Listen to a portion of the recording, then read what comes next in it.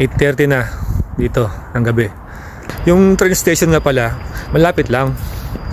Kaya pag gusto namin pumunta sa ibang lugar, halimbawa sa Gumchon, sa Seoul, yan, malapit lang kami. Malapit kami sa Paju Station, Pajuyok. Ayun o, liwanag pa. 8:40 na, 8:40 ng gabi. Ayun o, liwanag o. Mas lalong lumiwanag kasi may mga ilaw. Lakad-lakad lang ako. Kakakain ko lang eh. Kasi mga Koreano sa tanghali, pagkatapos kumain, naglalakad-lakad yung mga yan. Hindi katulad nating mga Pilipino pagkakain, nakaupo, nakahiga. Ganun tayo, di ba? Pero yung mga Koreano yan, naglalakad sila. Ito na yung park. Andyan naman yung Pajuyok. Yan, yan lang.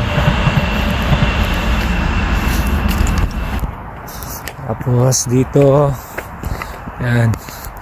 Ewan ko ba ba't dito may park, pero konti lang naman yung mga bahay dito.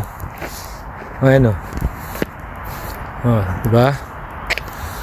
May park o.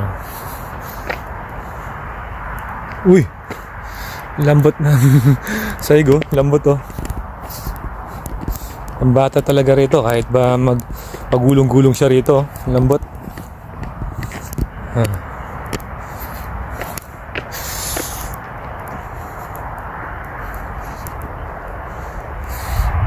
Upuan.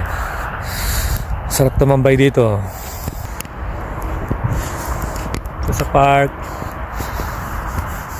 Para mabilis matunawan. Kakain lang kanina. Yan, Paju Station yan. Dito sa park, tabi ng ilog. Ayan o. Ayan tulay o. Diba? Ganda ng tulay o. May bike lane. O. Ganda ng tulay o. Ito yung ilog. Diba may tulay na naman doon. Daming tulay dito sa Korea. Tapos, kadalasan dito lahat ng ilog mayroong daanan. Tulad nito.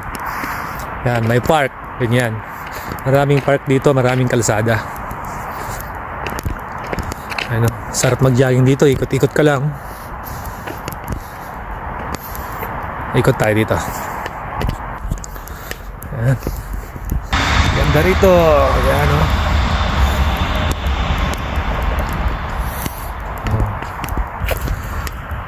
May nag-jogging din. Ayan o. Ayan. Pagod na, naglakad na lang din siya.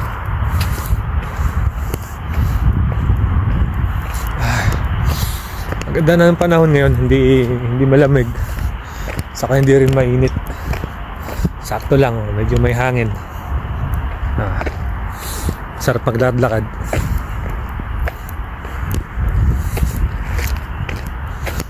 Bukas, magja-jogging ako. Pagkalabas galing sa trabaho. Bali yung out namin ngayon is 6 PM. Wala kasi kaming overtime sa ngayon. Kaya hanggang 6 lang kami. Yan yung kasuksan namin nung kami sa taas. Yan. Yan yung kwarto ko. Yan, yan. Dalawa kami sa isang kwarto. Yan. Yan yung factory.